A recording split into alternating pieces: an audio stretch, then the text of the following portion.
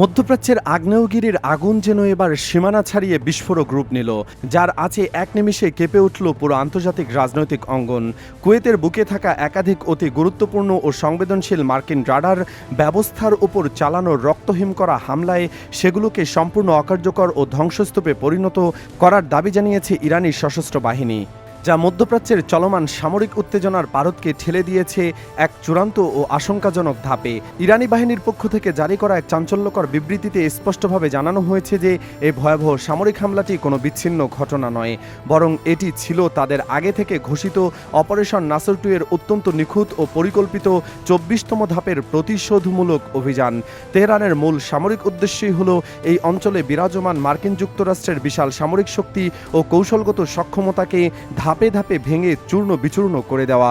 এই অভিযানের মূল লক্ষ্য ছিল যুক্তরাষ্ট্রের সামরিক কার্যক্রম ও তাদের বিমান প্রতিরক্ষা ব্যবস্থার প্রাণভোমরা হিসেবে পরিচিত অত্যাধুনিক আগাম সতর্কীকরণ ও নজরদারি রাডারগুলোকে একযোগে অচল করে ফেলা।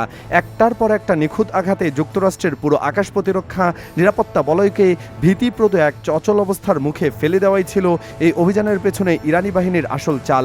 প্রকাশিত বিবৃতিতে ইরানি বাহিনী দাবি করে কুয়েতে অবস্থিত আল সালিম বিমানঘাটির আশপাশে সজাগ পাহারায় থাকা অত্যন্ত সংবেদনশীল আগাম সতর্কীকরণ রাডার এবং অতি গুরুত্বপূর্ণ কৌশলগত রাডার কমপ্লেক্সের উপর সরাসরি আঘাত হানা হয়েছে। শুধু তাই নয়, একই সময়ে কুয়েতের রহস্যময় বুবিয়ান দ্বীপে অবস্থিত আরেকটি কৌশলগত রাডার ব্যবস্থার উপর সমান শক্তিতে চড়াও হয় ইরানি বাহিনী। একের পর এক বিধ্বংসী হামলার স্থাপনার মুহূর্তেই তাদের সমস্ত কার্যক্ষমতা হারিয়ে পুরোপুরি পঙ্গু হয়ে পড়েছে এবং বর্তমানে এগুলো স্রেফ লোহালক্করের স্তূপে পরিণত হয়ে অকেজো অবস্থায় পড়ে রয়েছে। এই থমথমে পরিস্থিতির মাঝেই সেদিন যেন থামার নামটি ছিল না তেহরানের সামরিক তৎপরতায়। পরপর প্রকাশিত আরও দুটি বিশদময় এবং বিস্ফোরক সামরিক বিবৃতিতে একই ধরনের তাণ্ডবের চিত্র ফুটে ওঠে।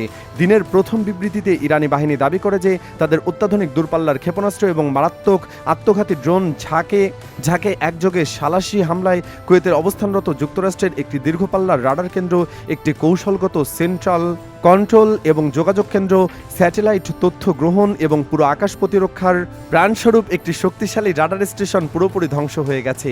তেহরানের ভাষায় মধ্যপ্রাচ্যে মোতায়েন থাকা মার্কিন বাহিনী দীর্ঘদিনের শক্ত নজরদারির সক্ষমতার উপর এটি ছিল এক অত্যন্ত মারাত্মক, বিধ্বংসী ও অভাবনীয় আঘাত। তবে পরিস্থিতিকে সবচেয়ে বেশি আতঙ্কজনক করে তোলে এর পরের মুহূর্তে প্রকাশ করা ইরানি বাহিনীর দ্বিতীয় চূড়ান্ত ও বিস্ফোরক বিবৃতিটি। সেখানে দাবি করা হয় কুয়েতের অত্যন্ত সংরক্ষিত ও গুরুত্বপূর্ণ আহমদ আল জাবের বিমানঘাটিতে অবস্থিত আমেরিকার প্রধান আকাশ প্রতিরক্ষা অবকাঠামোর ওপর নতুন করে দ্বিতীয় দফা এক ভয়ঙ্কর হামলা চালানো হয়েছে।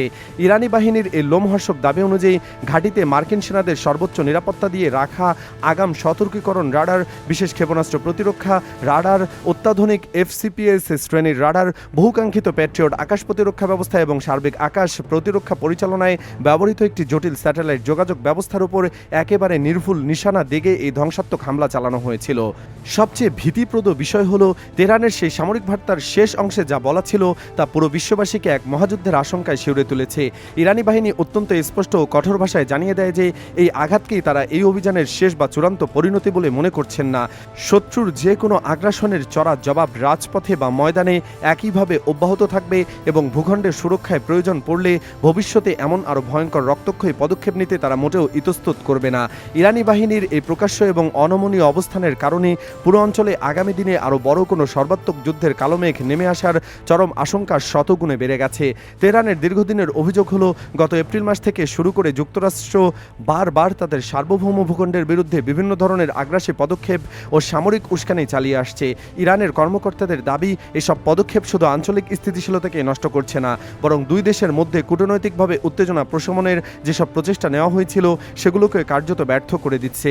তেহরান আরও অভিযোগ করেছে যে এই অঞ্চলে সংঘাত এড়াতে এবং সামরিক উত্তেজনা কমানোর লক্ষ্যে প্রতিবেশী পাকিস্তানের মধ্যস্থতায় যুক্তরাষ্ট্রের সঙ্গে একটি গুরুত্বপূর্ণ সমঝোতা স্মারক স্বাক্ষরিত হয়েছিল। ইরানের ভাষ্য অনুযায়ী সেই আলোচনায় পারস্পরিক সংযম, উত্তেজনা বৃদ্ধি করতে পারে এমন কর্মকাণ্ড থেকে বিরত থাকা এবং আঞ্চলিক নিরাপত্তা রক্ষায় দায়িত্বশীল আচরণের বিষয়ে নীতিগত সমঝোতা হয়েছিল। কিন্তু ইরানের দাবি সমঝোতার পরও ওয়াশিংটন তাদের সামরিক উপস্থিতি ও বিভিন্ন পদক্ষেপ অব্যাহত রেখেছে, যা ওই সমঝোতার চেতনার সঙ্গে সাংঘর্ষিক। তেহরানের বক্তব্য স্পষ্ট, তৎকালীন এই ত্রিপক্ষীয় সমঝোতার অন্যতম মৌলিক শর্ত ছিল মধ্যপ্রাচ্যের সব ধরনের সামরিক হামলা, উস্কানিমূলক অভিযান এবং উত্তেজনা সৃষ্টিকারী কর্মকাণ্ড থেকে বিরত থাকা। তবে ইরানের অভিযোগ, যুক্তরাষ্ট্র সেই প্রতিশ্রুতি বাস্তবে পালন করেনি, বরং উল্টো এমন কিছু পদক্ষেপ নিয়েছে যা তাদের দৃষ্টিতে আন্তর্জাতিক আইন ও কূটনৈতিক বিশ্বাসযোগ্যতাকে প্রশ্নবিদ্ধ করেছে। যদিও এ বিষয়ে যুক্তরাষ্ট্র ভিন্ন অবস্থান তুলে ধরে এসেছে এবং তারা সাধারণত বলে থাকে যে তাদের সামরিক কার্যক্রম আন্তর্জাতিক আইন, আঞ্চলিক নিরাপত্তা এবং মিত্রদের সুরক্ষার স্বার্থে পরিচালিত হয়। ফলে বিষয়টি নিয়ে দুই পক্ষের বক্তব্যে স্পষ্ট পার্থক্য রয়েছে এবং আন্তর্জাতিক পর্যবেক্ষকরাও পরিস্থিতির উপর নিবিড় নজর রাখছেন। অন্যদিকে কৌশলগতভাবে অত্যন্ত গুরুত্বপূর্ণ আন্তর্জাতিক সমুদ্রপথ হরমুজ প্রণালীকে কেন্দ্র করে দুই দেশের বিরোধ আরও তীব্র আকার ধারণ করেছে। বিশ্ব জ্বালানি বাণিজ্যের একটি বড় অংশ এই সংকীর্ণ জলপথ দিয়ে পরিচালিত হওয়ায় হরমুজ প্রণালীর যে কোনো উত্তেজনা আন্তর্জাতিক বাজার, জ্বালানি সরবরাহ এবং বৈশ্বিক বাণিজ্যের উপর তৎক্ষণাৎ প্রভাব ফেলতে পারে। এমন প্রেক্ষাপটে ইরান অভিযোগ করেছে, মার্কিন সামরিক বাহিনী আন্তর্জাতিকভাবে ব্যবহৃত নিরাপদ নৌপথের পরিবর্তে কিছু বাণিজ্যিক ও সামরিক জাহাজকে বিকল্প রুট ব্যবহার করতে উৎসাহিত করছে, যা তেহরানের মতো অপ্রয়োজনীয় উত্তেজনা সৃষ্টি করতে পারে। ইরান দাবি করেছে এ ধরনের পদক্ষেপ আন্তর্জাতিক সমুদ্র চলাচলের প্রচলিত নীতিমালার সঙ্গে সামঞ্জস্যপূর্ণ নয় এবং তাদের সার্বভৌম নিরাপত্তা উদ্বেগকে আরও বাড়িয়ে তুলেছে। অন্যদিকে যুক্তরাষ্ট্র অতীতে বহুবার বলেছে যে হরমুজ প্রণালীতে তাদের উপস্থিতিতে মূল উদ্দেশ্য হল আন্তর্জাতিক নৌ চলাচলের স্বাধীনতা নিশ্চিত করা এবং বাণিজ্যিক জাহাজগুলোর নিরাপত্তা বজায় রাখা। ফলে উভয় পক্ষে নিজেদের অবস্থানকে আন্তর্জাতিক আইনের সঙ্গে সামঞ্জস্যপূর্ণ বলে দাবি করছে।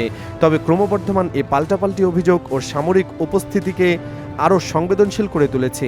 ইরানের পক্ষ থেকে কঠোর ভাষায় সতর্ক করা হয়েছে যে তাদের দাবি অনুযায়ী যদি কোনো বিদেশি শক্তি আন্তর্জাতিক নিয়ম উপেক্ষা করে বা তাদের নিরাপত্তা ও সমুদ্র সেবা সংশ্লিষ্ট স্বার্থ ক্ষুণ্ণ করার চেষ্টা করে, তাহলে তারা তার উপযুক্ত জবাব দেওয়ার অধিকার সংরক্ষণ করে।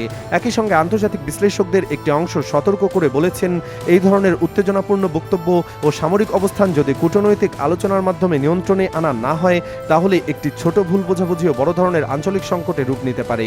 তাই মধ্যপ্রাচ্যের বর্তমান পরিস্থিতি শুধু স্বার্থ সংশ্লিষ্ট দেশগুলোর জন্য নয়, বরং বৈশ্বিক অর্থনীতি, জ্বালানি নিরাপত্তা এবং আন্তর্জাতিক বাণিজ্যের জন্য অত্যন্ত গুরুত্বপূর্ণ হিসাবে বিবেচিত হচ্ছে।